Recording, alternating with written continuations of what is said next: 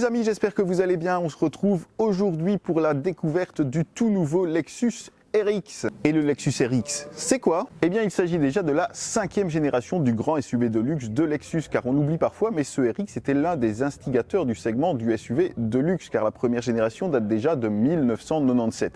Alors à l'époque, il était animé par un moteur 3 litres essence, donc autant dire que chez nous, dans un marché qui était entièrement dieselisé à l'époque, eh bien, il a connu que très peu de succès.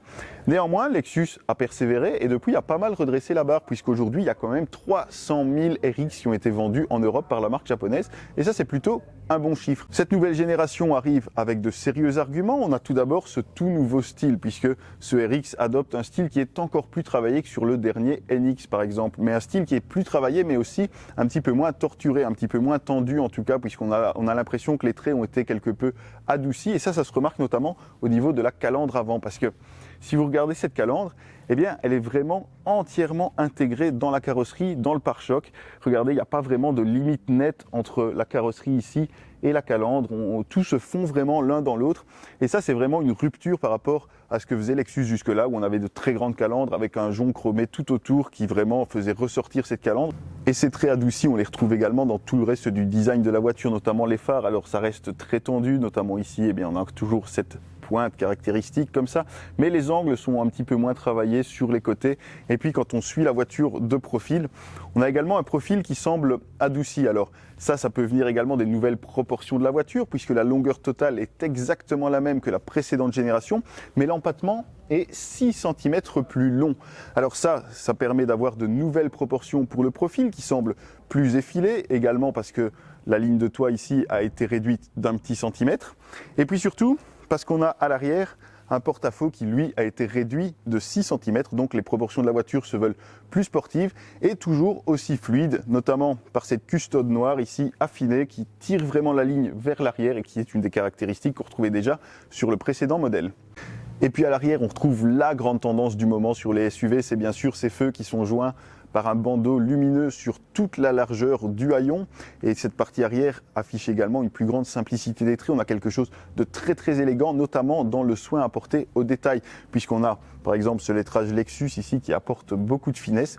Et puis regardez, cette partie-ci est vraiment très simple, toute lisse, puisque Lexus a fait le choix de ne pas intégrer d'essuie-glace arrière à ce niveau-ci. L'essuie-glace est pourtant bien présent, il se cache là sous le spoiler et ça permet vraiment qu'il soit invisible lorsqu'il n'est pas utilisé. Et cette pureté, cette simplicité des traits, on les retrouve également à bord, puisqu'on a un tout nouveau concept d'habitacle dans ce RX, et je vais vous montrer ça tout de suite.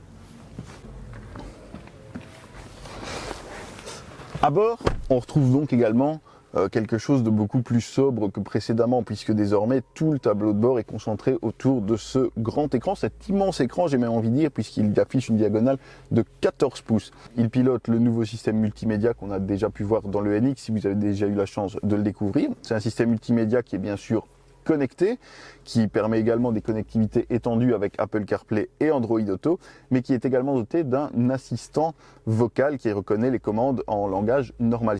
C'est-à-dire que si je dis Hey Lexus, What do you want to do? Can you close the sunroof please? Closing the moonroof. Et voilà, il me ferme le toit ouvrant comme demandé. Lexus annonce cette interface comme minimaliste mais intuitive, et c'est vrai qu'il faut reconnaître que la navigation entre les menus se fait assez rapidement, de manière assez intuitive, il faut bien le dire. Ça reste assez ergonomique pour trouver ce qu'on souhaite.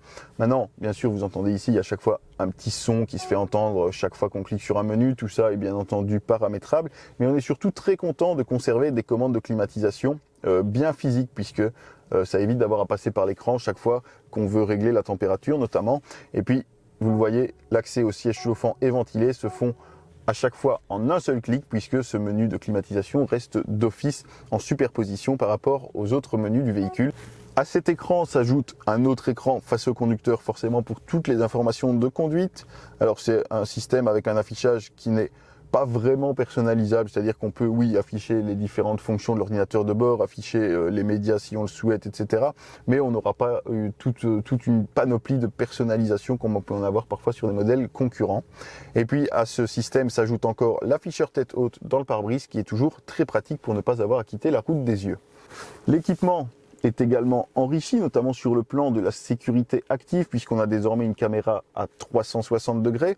Mais plus intéressant, on a aussi un système d'évitement des collisions, c'est-à-dire que non seulement il y a bien sûr le freinage automatique d'urgence, comme sur tous les véhicules de cette gamme, mais on a également un système d'évitement, c'est-à-dire que lorsqu'une collision ne peut pas être évitée par le simple freinage, eh bien la voiture sera capable d'elle-même de dévier de sa trajectoire, en ayant bien sûr pris le soin de vérifier qu'il n'y avait aucun obstacle, aucun véhicule qui arrivait dans les environs, et donc elle permettra de dévier de sa trajectoire pour éviter l'obstacle, pour éviter l'accident. Et puis une deuxième chose qui est très intéressante, notamment lorsqu'on circule en ville, lorsqu'on se stationne en ville, c'est le système d'ouverture des portes connecté à la surveillance des angles morts. Ça signifie que lorsqu'on est stationné, eh bien si un vélo ou un piéton est détecté dans un des angles morts, eh bien il sera impossible d'ouvrir la portière avant que le vélo ne soit passé.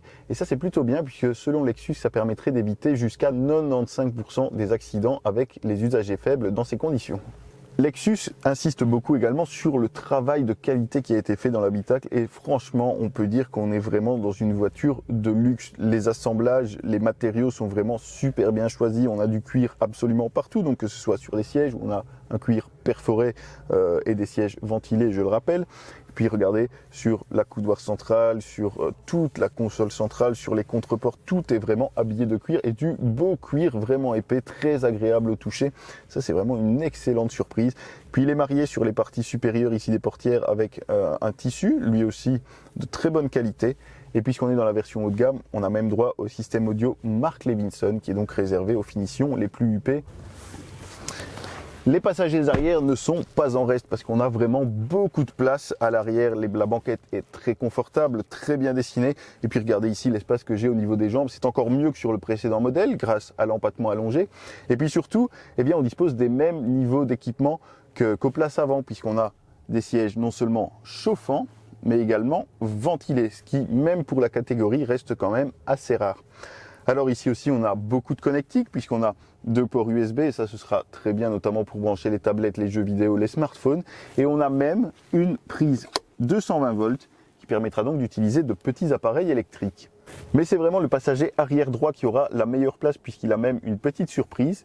Il peut de sa place régler les réglages du siège passager avant droit et il dispose alors d'énormément de place au niveau des jambes. Regardez, si je me glisse ici, eh bien je peux pratiquement étendre mes jambes et là ce sera vraiment un espace digne des meilleures limousines et ça ce sera parfait pour envisager les longs trajets en tout confort. Allez, en route chauffeur.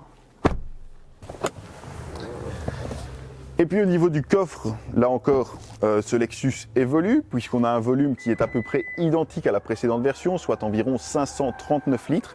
Mais il est cette fois 5 cm plus profond, ce qui sera pratique pour charger des objets un petit peu plus volumineux. On a une banquette arrière rabattable en 3 parties, ce qui permettra notamment de charger de longs objets tout en conservant 4 places confortables à bord. Alors, la manœuvre est électrique, c'est pas la plus rapide du monde, mais bon, on reste sur un véhicule de luxe, donc c'est pas quelque chose qu'on devrait faire a priori tous les jours. Et puis on dirait pas parce que la voiture est ici sur une petite estrade, mais le seuil de chargement a également été abaissé de 3 cm. Là encore, ce sera pratique pour charger des objets lourds. Et sous le plancher, on a un petit rangement supplémentaire qui sera très pratique, notamment pour caser les câbles de charge. Car oui, pour la première fois, ce RX est doté d'une motorisation hybride rechargeable sur cette version RX 450H+. Il associe un moteur essence 4 cylindres 2,5 litres à un moteur électrique pour délivrer au total 306 chevaux. Et surtout, il permet de rouler 65 km en mode 100% électrique. Alors ça permettra d'utiliser au quotidien uniquement la puissance électrique et de garder le moteur essence pour les trajets un petit peu plus longs. Et du coup, ça a plein de bienfaits, notamment sur les rejets de CO2, puisque les rejets de CO2 sont alors limités à 24 grammes par kilomètre. Et ça promet évidemment de beaux avantages fiscaux pour les professionnels et les indépendants en Belgique. Ce RX sera également proposé avec 2 autres motorisations. Il y aura d'une part une hybride classique, donc comme Lexus les fait d'habitude sur la version 350H d'environ 240 chevaux. Et puis il y aura une version 500H qui sera très intéressante à plusieurs égards, puisque ce sera la toute première RX à vocation vraiment sportive, donc elle aura notamment un tarage de suspension, etc. différent. Elle sera la toute première hybride turbo de Lexus pour délivrer 371 chevaux. Elle sera dotée d'une vraie boîte automatique à 6 rapports, contrairement aux autres versions qui ont une boîte CVT comme habituellement chez le constructeur. Et puis elle sera même dotée d'une transmission intégrale avec roue arrière directrice, et ça aussi c'est une grande première pour le modèle. Voilà, vous savez presque tout. Reste à préciser que ce Lexus RX sera produit au Japon dès le mois d'octobre et que les premières livraisons sont attendues chez nous en toute fin d'année. Donc pour le découvrir sur nos routes, il faudra sans doute patienter encore jusqu'en tout début d'année 2023. Les prix n'ont bien sûr pas encore été annoncés puisqu'ils seront connus un petit peu plus tard lors du lancement commercial du modèle. Merci à tous d'avoir regardé cette vidéo, n'hésitez pas à nous dire ce que vous pensez de ce nouveau RX, n'hésitez pas à nous poser vos questions ci-dessous et comme d'habitude, je tâcherai d'y répondre le mieux possible. Et puis sinon on se retrouve la semaine prochaine pour une nouvelle vidéo. Salut!